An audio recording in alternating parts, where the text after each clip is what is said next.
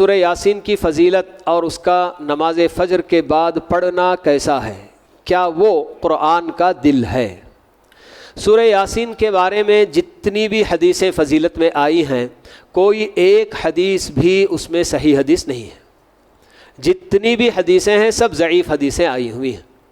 سورہ یاسین کی تلاوت اور خاص کر یہ جو جیسے کہا گیا کہ ہر چیز کا ایک دل ہوتا ہے، قرآن کا دل سورہ یاسین ہے، تو یہ سب بالکل ضعیف احادیث ہیں۔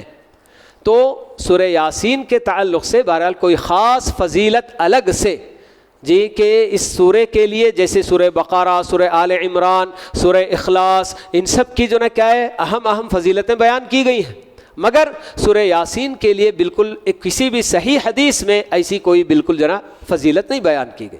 ہاں ایک حدیث یہ آتی ہے کہ اقرؤوا علی موتاکم یاسین کہہ کر کہ تم اپنے موتا پر یاسین پڑھو۔ موتا سے مراد وہاں پر اہل علم بتاتے ہیں کہ وہ لوگ جو کہ مرنے کے قریب ہوتے ہیں، نہ کہ ان کے مرنے کے بعد۔ مرنے کے بعد ان پر آپ پڑھیں گے تو کیا فائدہ ہوگا ان کا؟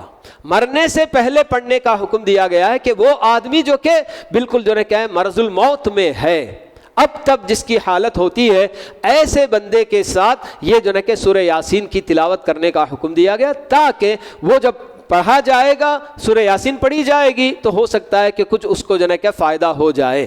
یہ کب؟ جب واقعی بندہ دنیا میں قرآن کو سمجھ کر پڑھنے کی کوشش کرتا رہا ہوگا، تو تب ایسے آدمی کے لیے جب اس کے سامنے یہ سورہ پڑھی جائے گی تو اس کا فائدہ ہوگا کہ اس میں بہت ساری جو ہے کہ بشارتیں، مرنے والے کے لیے کیا ہوگا، کدھر بہت کچھ بتایا گیا ہے، تو یہ اس وقت فائدہ دے سکتا ہے۔